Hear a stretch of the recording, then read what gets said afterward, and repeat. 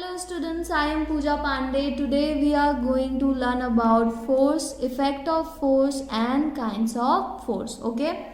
So students, force. What do you mean by force? Okay. Force किसे कहते हैं? Force को हिंदी में बल कहा जाता है. Okay. The action of pulling और pushing is known as force. किसी भी खींचना और ढकेलने की क्रिया को हम क्या कहते हैं? फोर्स कहते हैं. ओके. अगर आपको डोर ओपन करना होता है तो आप उसे क्लोज करना रहता है, तो आपको ओपन करना रहता है, आप उसे पुश करते हैं. अगर आपको उसको क्लोज करना रहता है आप उसे पुल करते हैं. ओके स्टूडेंट्स, तो ये जो एक्शन होता है पुलिंग और पुशिंग का, उसे हम फोर्स कहते हैं. हम पुल और पुश करने के लिए एक फोर्स अप्लाई करते हैं, एक बल अप्लाई करते हैं, जिसे हम फोर्स कहते हैं साइंस की लैंग्वेज में. ओके. सो स्टूडेंट्स, आप अपनी डेली लाइफ में बहुत सारी ऐसी एक्टिविटी करते हैं जिससे आप अपनी बॉडी को मूव करते हैं, या किसी भी हैवी ट्रंक को या आप किसी भी चीज़ को मूव करते हैं तो आप वहाँ पर एक फोर्स अप्लाई करते हैं. ओके. आप उसे उस जगह से हटाते हैं, मीन्स वहाँ पर एक फोर्स अप्लाई होता है जिसे हम फोर्स कहते हैं. The SI unit of force is newton. Okay. Force का ऐसा यूनिट क्या होता है? Newton. Which has been named after the famous scientist Isaac Newton. जिनका नाम न्यूटन कैसे पड़ा? एक फेमस साइंटिस्ट थे आइजैक न्यूटन, उन्हीं के नाम से ही इसे ऐसा यूनिट दी गई, newton. Okay. This unit is labelled as capital N. इसे कैपिटल एन से रिप्रेजेंट किया जाता है. Now students, effect of force. The first is change in speed. Okay. If you want to move anything from state of rest, जब आप किसी भी चीज़ को उसके रेस्ट कंडीशन से क्या करते हैं? मूव करने की कोशिश करते हैं. What will you do? Without doubt you will apply force. आप वहाँ पर एक फोर्स अप्लाई करते हैं. ओके. जब आप किसी भी रेस्ट चीज़ को उसके रेस्ट कंडीशन से मूविंग कंडीशन पर लाते हैं तो वहाँ पर एक फोर्स अप्लाई होता है. Okay. A force also has to be applied to change the speed of a moving ball. जब आप रेस्ट बॉल के ऊपर फोर्स अप्लाई करते हैं, मीन्स किक करते हैं, तो वह बॉल मूव करती है, मीन्स उसकी स्पीड में चेंज आ जाता है. Okay. If a force is applied in the direction of the motion of the body, then its speed increases. जैसे ही आप किसी भी रेस्ट ऑब्जेक्ट के ऊपर फोर्स अप्लाई करते हैं तो वो मूव करने लग जाती है. ओके. मीन्स उसकी स्पीड में चेंज आ जाता है, उसकी स्पीड इंक्रीज हो जाती है. ओके. जब वो रेस्ट कंडीशन पे होती है तो वहाँ पर कोई भी स्पीड नहीं होती, पर जैसे ही आप फोर्स अप्लाई करते हैं तो उसकी स्पीड क्या होती है? चेंज हो जाती है. सो स्टूडेंट्स, स्पीड तभी डिक्रीज होती है जब फोर्स मोशन के अपोजिट डायरेक्शन पर अप्लाई हो.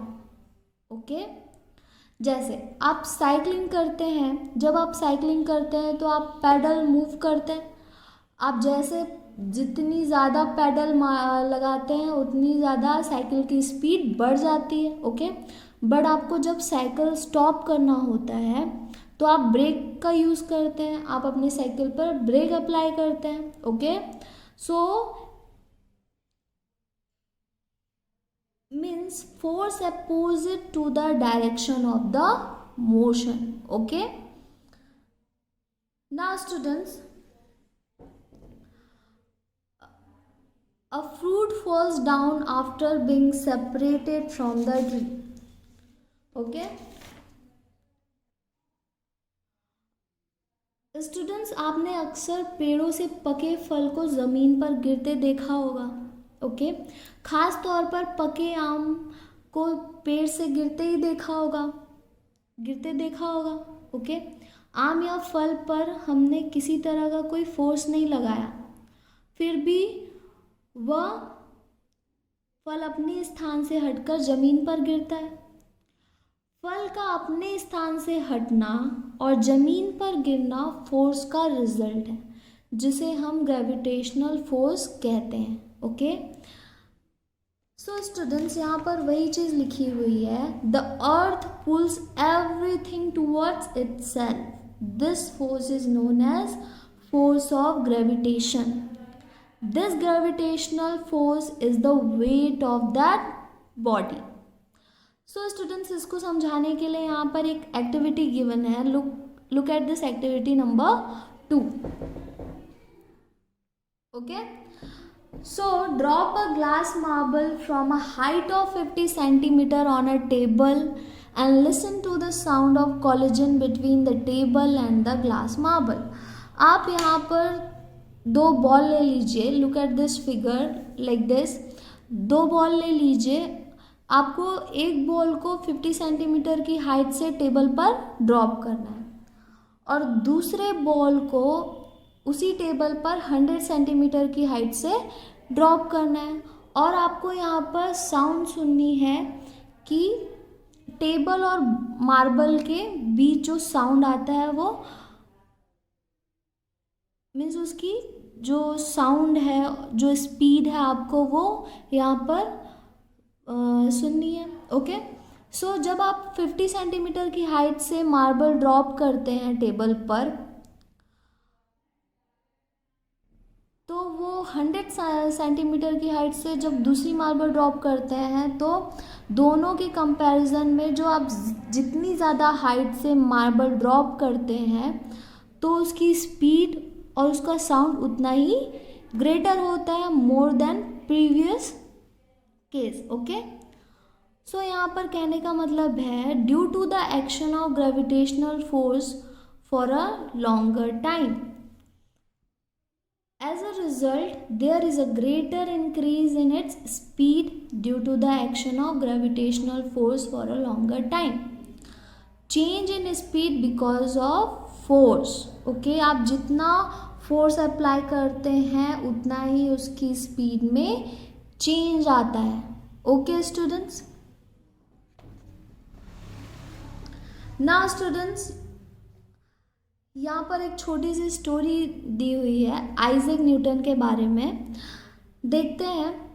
जैसा कि मैंने आपको बताया था, Isaac Newton was a famous physicist and mathematician. His contribution to science and technology has made him one of the greatest scientist of modern times.